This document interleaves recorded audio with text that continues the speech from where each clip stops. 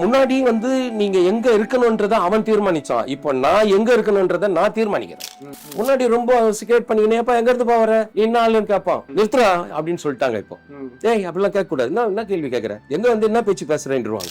எல்லா இடத்துல இருந்தும் இங்க வந்து தான் சினிமா பண்ணிருக்காங்க. சென்னை தான் காமிப்பாங்க. பாதி படம் சென்னையில தான் நடக்கும். ஆனா சென்னையோட ரெப்ரசன்டேஷன் அங்க தப்பாவே நடந்துருக்கு. 100% அது நடக்கும் தானே. எல்லாருமே வாமே போமே குந்துமேன்றதுதான் சென்னை ஸ்லாங் சொல்லிட்டு இருந்தாங்க. சென்னையில ஒரு 7-8 லேயர் ஸ்லாங் இருக்கு.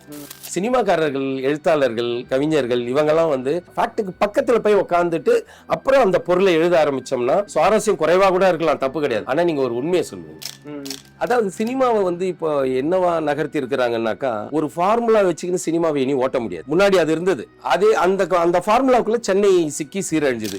எனக்கு தெரிஞ்ச ஒரு 100கணக்கான களங்கள் இருக்குது நகரத்தில். தமிழகத்துல இருக்கிற எல்லா களங்களையும் காமிச்சு முடிச்சாச்சு. 1000கணக்கான படங்கள் வந்துச்சு. சென்னை குறித்து ஒரு 10-15 படங்கள் கூட இன்னும் முழுசா வரல. ஆனா இன்னும் ஒரு 100கணக்கான படங்களுக்கான எல்லா சந்தர்ப்பங்களும் இருக்காது. எனக்கான இடமா அது இருந்தது. ஆனா அது வெள்ளையனோட கட்டடம். ஆனா இன்னைக்கு அந்த கட்டடம் வட இந்தியர்களுக்காக மாறிடுச்சு. ஒரு சமயம் போர்டே வச்சுட்டாங்க, நான்வெஜ் சாப்பிடுறவங்க இதுக்குள்ள வரக்கூடாதுன்னு சொல்லிட்டு. நான்வெஜ் சாப்பிட்டவங்க தான் அங்க இருந்தாங்க. வணக்கம் சார். வணக்கம். எப்படி இருக்கீங்க? ரொம்ப நல்லா இருக்கேன். இப்போ சினிமான்னு எடுத்துக்கிட்டோம்னா இங்க தென்னிந்திய சினிமாவே தொடங்கின இடம் மெட்ராஸ்ன்னு சொல்லுவாங்க. இங்க இருந்து தான் எல்லாமே ஆரம்பிச்சிருக்கு. மற்ற மொழிகள்ல இருந்து எல்லாமே கூட ஆரம்பிச்சிருக்கு. ஆனாலுமே கூட இதே மெட்ராஸை கரெக்டா அதோடைய வாழ்வியலை பதிவு பண்றதுக்காகவோ இல்ல அதோடைய ரெப்ரசன்டேஷன் வர்றதுக்கு இத்தனை வருஷங்கள் ஆயிடுச்சோ அப்படின்னு தோணும். ஒரு 10 வருஷத்துக்கு முன்னாடி வரைக்குமே சரியாவே பதிவு படாத ஒரு நிலமா இருந்திருக்கு. ஆனா அது தொடங்கின இடம் இங்கதான். இது ஏன்னு உங்களுக்கு எதுக்காக தோணும்? சமூக அமைப்பு தான். இந்த சமூக அமைப்பு தான் எல்லாத்துக்கும் பின்னாடி இருக்கிறது. எல்லா தடங்களுக்கும் பின்னாடி இருக்கிறது. எல்லாரும் ஒரு முழுமையா நடைபெறாம போனதுக்கு எல்லாத்துக்குமே காரணம் ஒரு சமூக அமைப்பு தான். இப்போ இளையராஜா வந்து உலகின் உச்சபட்ச ஒரு வேலையை செய்யறார். அதாவது உலகின் உயர்ந்த இசைன்னு சொல்லக்கூடிய மொசாட்ல இருந்து அந்த மாதிரி பீத்தோவன் பண்ண சிம்பொனியை கம்போஸ் பண்ற அளவுக்கு ஒரு கிராமியத்துல இருந்து ஒரு மலைப்பகுதியில இருந்து வரக்கூடிய ஒரு மனிதனால சாத்தியமாகுது. எப்படி அது சாத்தியமாகுதுன்னாக்கா, அது மரபு வழியா வந்தது அதெல்லாம் கிடையாது. ஒரு மனிதனுக்குள்ள இருக்குது. அதுக்கான சந்தர்ப்பம் இப்ப வாய்க்குது. அவர் ரொம்ப டெக்னிக்கலா அதை மூவ் பண்ணி கொண்டு போய் ஒரு இடத்துல கொண்டு போய் சேர்க்கிறார். இது வந்து ஒரு பெரிய பாடம். இது அவர் மேல நமக்கு நிறைய விமர்சனம். ஆனா இது வந்து ஒரு சமூகத்தினுடைய பாடமாக எடுத்துக்கலாம். ஒரு மனிதன் எங்க இருந்து வராரு, எங்க எவ்வளவு தூரம் டிராவல் பண்றாரு, எங்க போய் சேர்றாரு, அதுக்காக அவர் இடையில பண்ணக்கூடிய காம்ப்ரமைஸ்லாம் இப்போ இதெல்லாமே தேவைப்படுது. நம்ம கிரிட்டிசைஸ் பண்ணுவோம், ஆனா அவர் அந்த இடத்துக்குலாம் போறாரு. நான் ஒரு நேத்து அவர் ஒரு இன்டர்வியூ ஒண்ணு கொடுத்தாரு. அப்போ அவர் சொன்னாரு, அப்போ சமஸ் அவரை கேட்கிறாரு, ஏன் நீங்க வந்து இசைக்கு நீங்க உங்களுக்கு சாஸ்திரிய சங்கீதம் தெரியும், இந்துஸ்தானிக்கு தெரியும், வெஸ்டர்னிக்கு தெரியும், எல்லாமே தெரியும், உங்களுக்கு எந்த இசை ரொம்ப பிடிக்கும் அப்படின்னு கேட்டாரு. அவர் டக்குன்னு சொல்லிட்டாரு, எனக்கு வெஸ்டர்ன் கிளாசிக் தான் ரொம்ப பிடிக்கும்ட்டாரு. அப்புறம் இமிடியேட்டா அவர் சொல்றாரு, இல்ல நம்ம ஊர்ல வந்து இசை ஏன் உங்களுக்கு வெஸ்டர்ன் கிளாசிக் பிடிக்கும்னு அவர் கேட்கிறாரு. அவர் சொல்றாரு, அதுதான் கம்ப்ளீட் மியூசிக் அப்படின்றாரு. இந்த வார்த்தை எவ்வளவு பெரிய விஷயம் பாருங்களேன். இப்போ அவருக்கு மியூசிக் தெரியுது. அவருக்கு அவர் தெரியலன்னு வரல. அதாவது அதை அப்படியே தரிசிக்கிறாரு அவர். இப்ப நல்லா அவரை பத்தி பேசுறதுக்கெல்லாம் ஒரு யோகியதையுமே அற்றாள் நான். ஏன்னா எனக்கு இசை பத்தி ஒண்ணுமே தெரியாது. அவங்க சொல்ற அந்த கலை குறித்து, அது ஒரு கலையா நான் பாக்குறேன். அந்த கலை குறித்து இப்ப நீங்க கேட்ட கேள்வி அதுதான். அவர் சொல்றாரு, அது வந்து கம்ப்ளீட் மியூசிக் அது. ஆனா இதுல கம்ப்ளீட் இருக்குதா இல்லைன்னு நான் சொல்ல மாட்டேன். அவர் உடனே இதுக்கு வர்றாரு. நீங்க அந்த பேட்டியை பாருங்க. சொல்ல மாட்டேன், இதுவும் இதுலயே இருக்குது. ஆனா இது இறைநிலை அடைவதற்கான இசை வடிவமா இருக்குது. அது சமூகத்தோட உறவாடக்கூடிய சமூக இசை அமைப்பாக தான். எனக்கு டோட்டலா நான் ரொம்ப எமோஷனலா. இனி அவரை பத்தி எந்த விமர்சனமும் எனக்கு கிடையாது. அவர் எல்லா பதிலையும் சொல்லிட்டாரு. அது சமூகத்தோட உறவாடக்கூடிய ஒரு பண்பு நிலையில அது இருக்குது. இது வந்து இறைநிலை அடையிறதுக்கான ஒரு அந்த மாதிரி இருக்குது அப்படி சொல்லிட்டாரு அவர். ஓகே, இதை நீங்க புரிஞ்சுக்கணும், அவ்வளவுதான். அப்போ நீங்க கேட்டீங்கல்ல ஒரு கேள்வி, ஏன் இவ்வளவு தூரம் நமக்கு இல்லாம போச்சுன்னா, இதுக்கெல்லாம் கூட அதுல பதில் இருக்குது. நீங்க சமூகம் அனுமதிக்கிறது இல்ல, ஆயுதத்தின் வழியாவே ஏன் சமூகம் உடனே ஒரு கேட்பான், எப்படி சமூகம் அனுமதிக்கல, நாங்கன்னா வானானா சொன்னோம். வானான்னு சொல்லுவடா நீ. இப்ப ஒருத்தன் வந்து நான் சொல்லுவேன், நான் ஒரு ரைட்டர், நான் ஒரு மருத்துவன், இதயத்தையும் அறுவை சிகிச்சை பண்ணுவேன், நுரையீரலையும் அறுவை சிகிச்சை பண்ணுவேன், எதை ஒண்ணா எழுதுவேன். அதனாலதான் நான் மரப்பாலம் எழுதினேன், அதனாலதான் நான் ஒற்றைப்பல் எழுதினேன், அதனாலதான் நான் சட்டக்காரி எழுதினேன். நான் இந்த நிலத்துல இருக்கிறதால இந்த நிலத்துல இருந்து ஆரம்பிப்பேன். ஆனா நான் எல்லாத்தையுமே தான் எழுதுவேன். நான் இதை தான் எழுதுவேன். நான் நகரத்தை மட்டும் தான் எழுதுவேன்ல, மரப்பாலம்னா நகரத்தை மட்டுமா பேசுது, கிராமத்துல இருந்து நகரத்துக்கு வந்து வெளிநாட்டுக்கு போயிடாது. அப்போ எந்த களத்தை பத்தி பேசுறேன்றதை தான் தீர்மானிக்குமே தவிர, நான் நகரம் எனக்கு பரிச்சயமானது, இந்த அழகு யாருமே நீங்க பேசல, நான் பேசுவேன். அப்ப என்னன்னா இப்ப எனக்கு காலம் கிடைச்சிருக்குது. நான் தான் சொல்றேன், அறுபடும் விலங்கு எழுதி 2000 எழுதி 2009 தான் என்னால வெளியிட முடிஞ்சது. இப்போ நுட்பமான அறிவுசார் இதை வந்து நெருக்கமா போயிட முடியாது அவ்வளவு சீக்கிரத்துல. இப்ப எனக்குன்னு ஒரு ஆட்கள் வரணும், அவங்க தான் வந்து செய்யணும். ஒன்றும் இல்லைங்க, கானா பாடல்கள் இருக்குதுல்ல, நீங்க சினிமாவோட ஒப்பிட்டுக்கிறது தான். நம்ம கானா பாடல் இருக்குதுல்ல, மரண கானான்றதே வந்து துக்க நிகழ்வுகளுக்கு பாடக்கூடிய சந்துக்கு சந்து பொந்துக்கு பொந்து பாடிக்கிட்டு இருந்தது. இன்னைக்கு 10 லட்சம் பேர் கூடக்கூடிய அளவு கோட் ஷூட் போட்டு காஸ்ட்லெஸ் கலெக்டிவ்னு ஒண்ணு நடத்த முடியுது. அதுக்கு பின்னணி என்ன?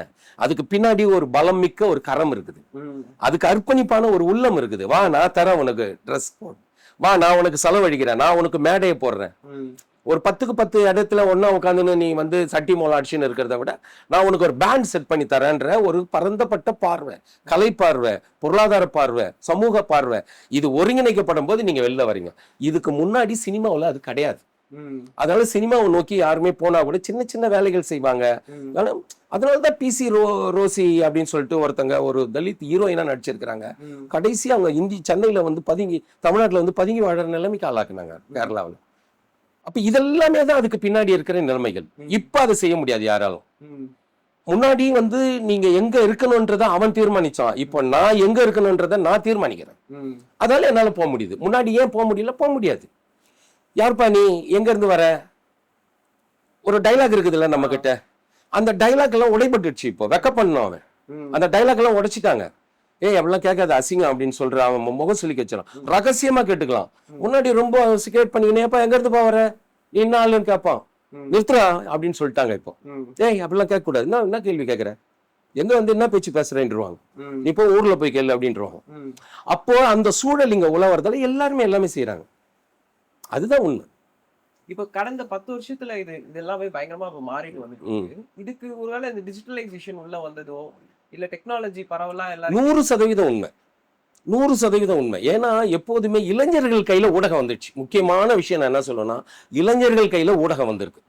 இளைஞர்கள் வந்து துணிச்சலா வந்து அவங்களுக்கு உள்ளத்துல பிராக்டிஸ் ஆகிருப்பாங்க, வேற ஒரு சமூகத்துல கூட வருவாங்க. இப்ப நீங்க இங்க இத்தனை பேர் இருக்கிறீங்க, நீங்க எந்த சமூகம் எனக்கு தெரியாது, பட் உங்களுக்குள்ள ஒரு வெடிப்பு இருக்குது. நாளைக்கு நீங்க எப்படி மாறுவீங்கன்னு எனக்கு தெரியாது, நீங்க எவ்வளவு தூரம் இந்த சமூகத்தை புரிஞ்சுக்கணும். ஆனா இப்போ உங்களுக்குள்ள அந்த இளம் ரத்தம் வந்து என்னன்னா எப்படியே புரிஞ்சுக்கணும், தெரிஞ்சுக்கணும்ன்ற ஆசை இருக்குதுல்ல. அதனால ஒரு இந்த சோர்ஸ் வந்து இப்பதான் கிரியேட் ஆயிருக்கு. லாஸ்ட் ஒரு 10-15 இயர்ஸ் தான் அது டெவலப் ஆயிருது. அப்ப அவங்க கையில நான் வந்து பேசுறதுக்கு தயாரா இருக்கிறேன். இப்ப நான் என்னுடைய உள்ளத்தை திறந்து காட்ட தயாரா இருக்கிறேன். இப்ப உங்களுக்கும் அதை கேட்கறதுக்கு தயாரா இருக்கிறீங்க, அதை பதிவு பண்றதுக்கு தொழில்நுட்பம் இருக்குது நம்ம கையில. இதை வந்து ஒரு 10-20 பேர் பாத்துருவாங்க, அதுல யாரோ ஒருத்தருக்கு அது வந்து ஸ்டிமுலேட் பண்ணி விட்டுரும். ஆமா, இப்ப அதுக்கு என்ன காரணம்? அப்ப அந்த ஊடகம் டிஜிட்டலைஸ் ஆனதால் தான் இது. உண்மைதான் அது நீங்க சொல்றதுல எனக்கு. ஏன்னா இப்போ வந்து எல்லாருமே தங்களுடைய கருத்தை வந்து சமூக ஊடகங்கள்ல முகநூல் எழுதிடுறாங்க, இன்ஸ்டாகிராம்ல போட்டுடுறாங்க.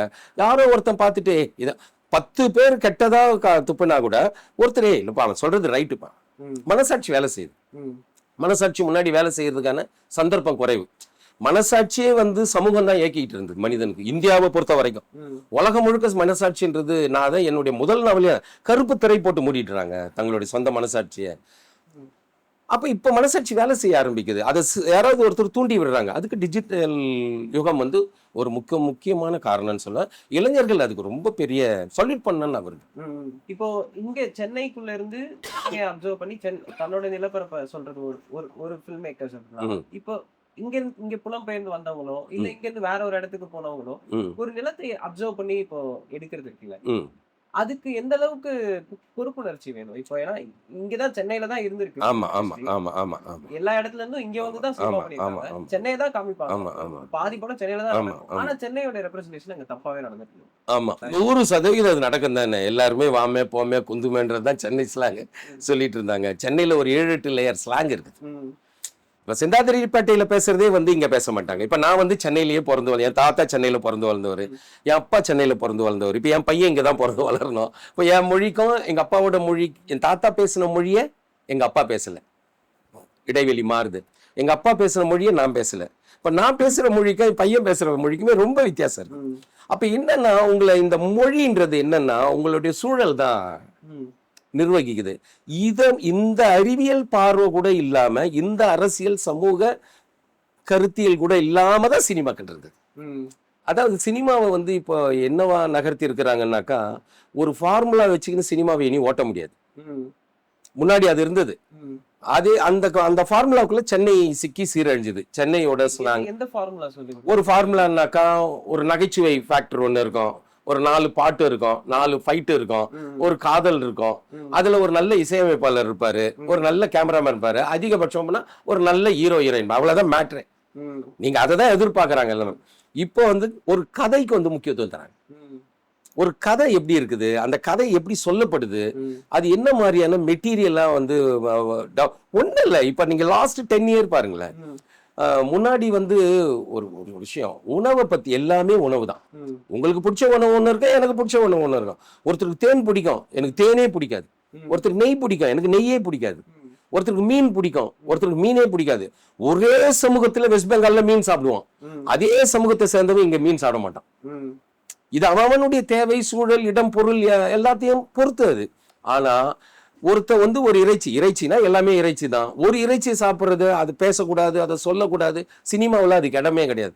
முதல்ல ஒரு குரல் ஒன்று, ஒரு கூக்குரல் ஒன்று வருது, ஒரு சட்டி மாட்டுக்கறி துணியடா, நீ என்ன கறியே சாப்பிட மாட்டியா, என்ன பாசாங்க மாட்டேன், ஒரு சட்டி கறி எப்படி சாப்பிடா? இது சொன்ன உடனே இந்த சமூகம் அலருது இல்லை.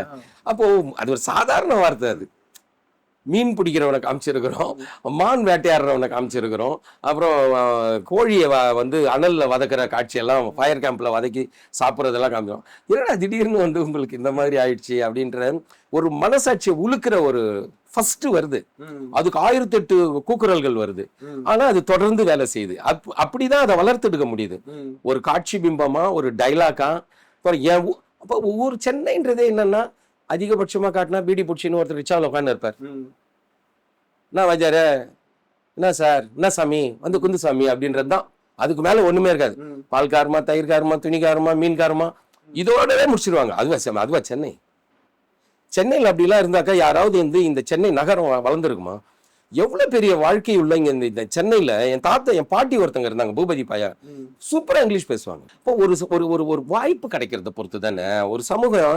நீங்க அவங்களுக்கு எல்லாம் பேச தெரியாதுப்பா அப்படின்னு சொல்ற இடத்துல இருந்து ஒருத்தர் இந்த நாட்டு ஆண்டவனோட மொழியிலேயே ரொம்ப சரளமா பேசுவார், ஒரு விளிம்பு நிலைப்பு.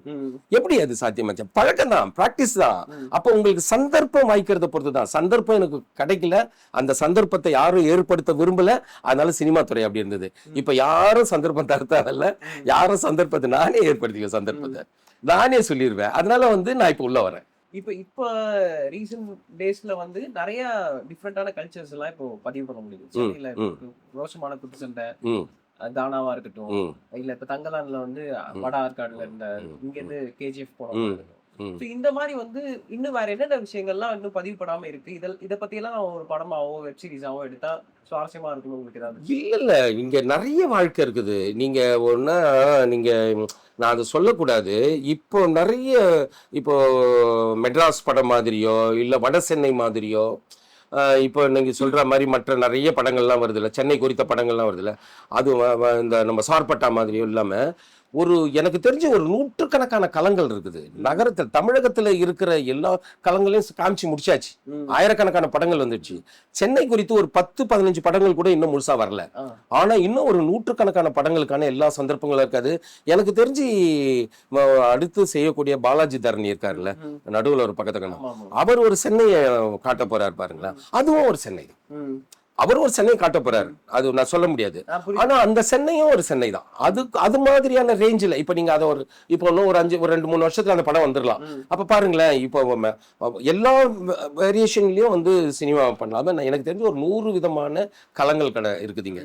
நீங்க பெரம்பூருக்குள்ள எல்லாம் நுழைஞ்சோம்னாக்கா, இப்ப பிஎன்சி மில் அந்த இதுக்குள்ள எல்லாம் நல்லா ஸ்கூல் படிக்கும் போது கட்டு அடிச்சுட்டு பராக்கு பாக்குறதுக்காகவே டியூஷன் கட்டு அடிச்சு இங்க இருந்து பெரம்பூர் ஸ்டேஷன் போவேன். காலியா இருக்கும், 2 ஆங்கிலோ இந்தியன் கப்பல் மட்டும் கை பிடிச்சின்னு அப்படி வந்து இருப்பாங்க, அவ்வளவுதான் இருக்கும். இப்பெல்லாம் டிராபிக்கா இருக்குது, ரொம்ப அழகா இருக்கும். அதை பாக்குறதுக்கு ரொம்ப காலியான நகரம். நெரிசல் சொல்லுவாங்க. யார் நெரிசல் ஆக்குனாங்கன்ற கோபம் எனக்கு உண்டு. யாரு அழகு, நிறைய குளங்கள் இருந்தது. எவ்வளவு குளங்கள் இருக்கு, அள்ளி பூத்த குளங்கள் நிறைய இருந்தது. நமக்கு ஒரு அதாவது சொன்ன, இந்த நகரமே வந்து சுண்ணாம்பு காடு, சிமெண்ட் காடுலாம் சொல்லாதீங்கப்பா, இது உண்மையாவே அற்புதமான பள்ளிக்கரணை இருக்குது இல்ல, ஆசியாவிலேயே மிகப்பெரிய சதுப்பு நிலம் அது.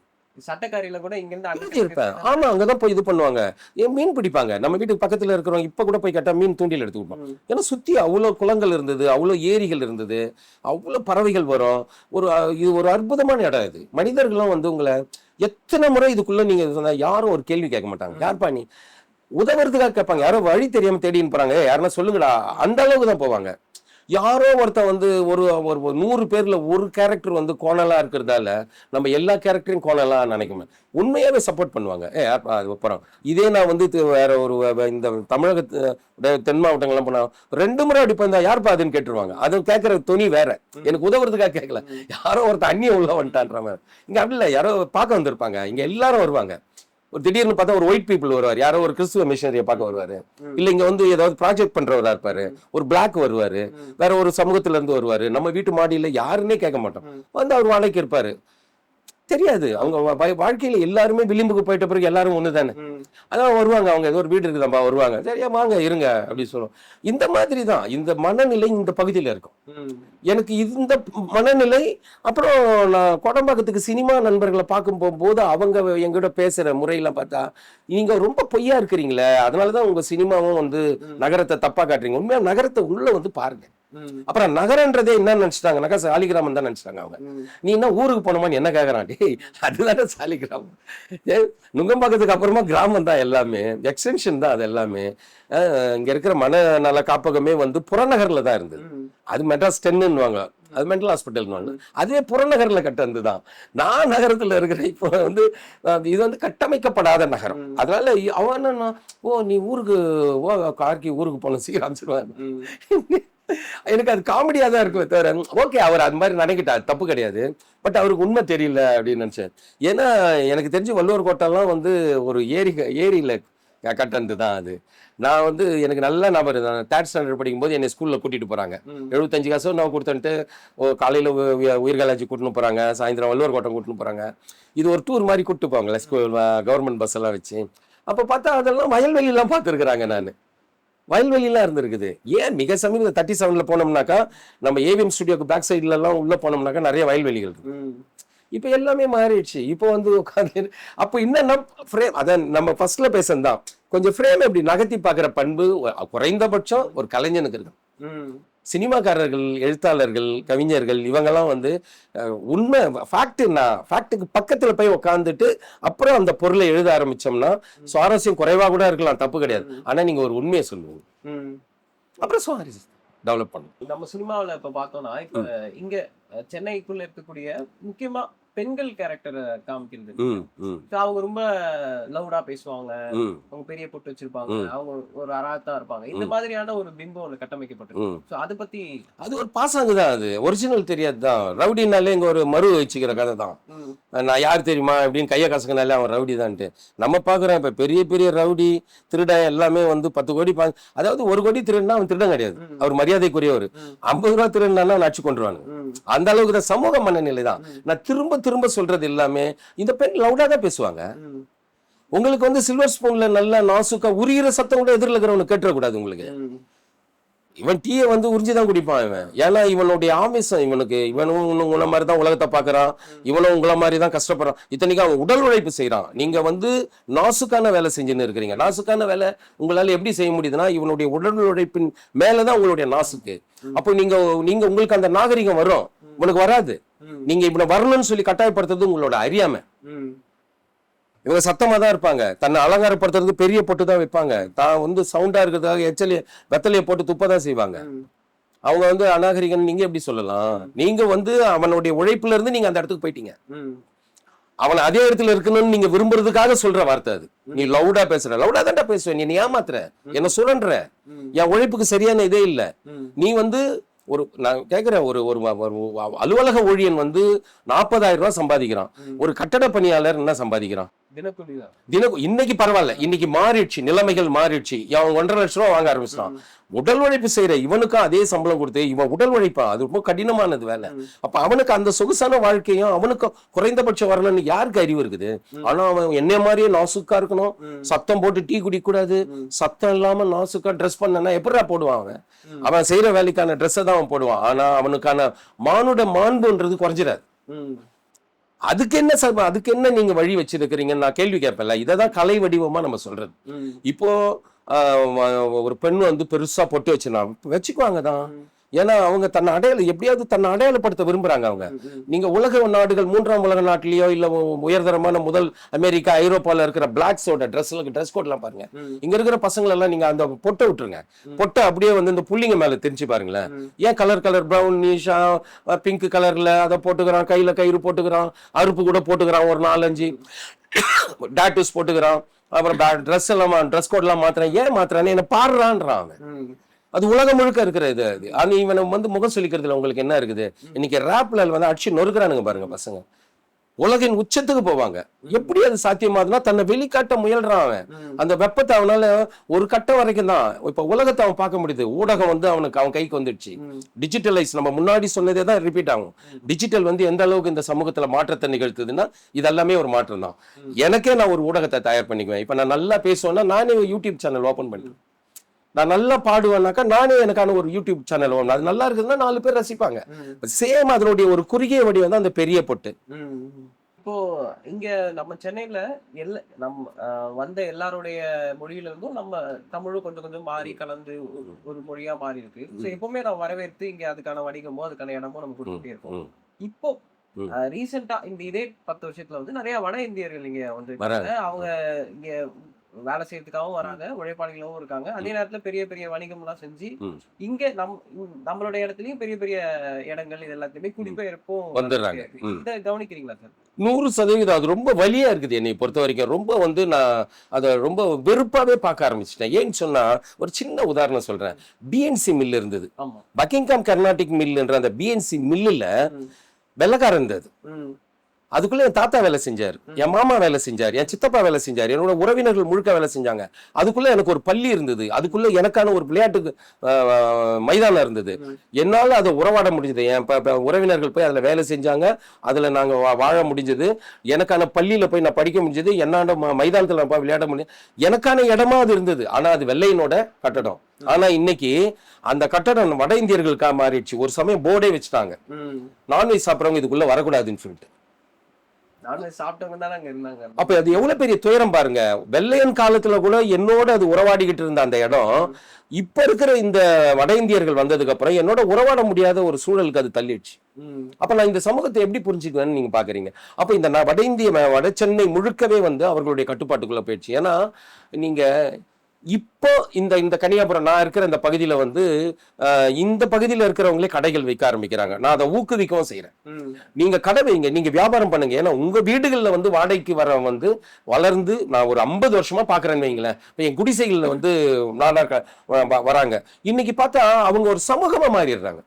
ஏன்னா நீ எங்க போய் வாழ்க்கையை ஆரம்பிக்கிற, எங்க போய் உன்னை வந்து வா அண்ணான்னு கூப்பிட்டு தம்பின்னு கூப்பிட்டு, ஏன் எனக்கு கணக்கு போட தெரியாதா, எனக்கு சம்பாதிக்க தெரியாதா? சரி, ஒருத்தன் ஒரு வேலை செய்யறான்னு பார்த்தா அந்த வேலை உன்னை வசதியானவனமாக்கலாம், ஆனா உனக்கு எனக்கு பேதமாக்குற வேலையா அது மாறிச்சுன்னா நான் என்னவா உன்னை பார்ப்பேன். இப்ப இதனால எல்லாமே நீங்க யாருக்கும் தராதீங்க வாடகைக்கு, நீங்க வேலை செய்யுங்க, நீங்க கடை வைங்க அப்படின்னு நீங்க சொன்னீங்கன்னா அங்க சிக்கல் வரும், பொருள் கிடைக்காது நமக்கு. ஏன்னா மொத்த வியாபாரியா ஒருத்தர் இருப்போம். அப்போ இந்த சமூகம் எல்லா இடத்துலயும் வந்து நெருக்குதலுக்கு உள்ளாக்குது. ஏன் நகரத்துல நீங்க இருக்கிறீங்க, ஏன் வெளிமணில இருக்கிறீங்க, ஏன் நசுக்குறாங்க, ஏன் பிதுக்குறாங்கன்னு கேள்வி கேட்பான்ல, அவெல்லாம் சொல்லணும். ஏன்னா நான் வந்து ஒரு வியாபாரத்தை ஆரம்பிக்க போனா எனக்கு வந்து எல்லாருக்கும் கை கொடுக்குற மாதிரி எனக்கு சமூக அமைப்பே இல்லை. உனக்கு இருக்குது, உனக்கு சப்போர்ட் பண்றான், வட்டி குறைவா உனக்கு உதவி பண்ணுவான், பொருள் சப்ளை பண்ணுவான், வித்துட்டு பணம் கொடுன்னுவான், ஒரு பெரிய நெட்வொர்க் இருக்குது. எனக்கு அந்த மாதிரி நெட்வொர்க் இல்லை. அப்போ இதெல்லாமே இந்த நகரத்துல வந்து என்னன்னு இருந்து கைவிட்டு போறதுக்கான சூழலா இருக்குது. நல்ல நல்ல இடங்கள் எல்லாம் வித்துட்டாங்க, குறைஞ்ச விலைகளுக்கு வித்துட்டாங்க. ஏன்னா இந்த இடம் வந்து என்னோடதுன்னு அவன் நம்பிக்கிட்டு இருந்தான். இல்லடா இது காசு கொடுத்தா யார் வேணாலும் வாங்கிக்கலாம் அப்படின்னு பக்கத்திலேயே வந்து ஒரு வடந்திய பில்டிங்கை உயரமா கட்டிடுவான். அப்ப இந்த இடத்துக்கு வந்து விலை கூடும், உடனே இதை வித்துருவாங்க. இப்படியா அந்த இடங்கள்லாம் பறிபோய்கிட்டே இருக்குது. அந்த மாதிரி துயரம் எனக்கு உண்டு. அதை வந்து ஒரு அரசு சார்ந்து யாராவது ஒரு நல்ல லட்சிய பிடிப்போட அதெல்லாம் வந்து தடுக்கணும்னு நான். எல்லாரும் எல்லா இடத்துக்கும் வந்துடலாம்னு சொல்லுவாங்க. எனக்கு நான் வெளியேற்றப்படுறேன். நான் என் இடத்துல என்னால வாழ முடியலையே, நிர்பந்தங்களின் அடிப்படையில நான் வெளியில ஓட வேண்டியதாயிடுது. இப்ப என் பக்கத்துல வந்து ஒருத்தன் வந்து 2 கோடி ரூபாய் கொடுத்து இடம் கொடுத்தா எனக்கு 3 கோடி ரூபாய் கொடுறான்னு நான் வாங்கி வெளில ஓடுறேன். அப்ப என்னுடைய நிலம் பறிப்போயிடுது இல்ல.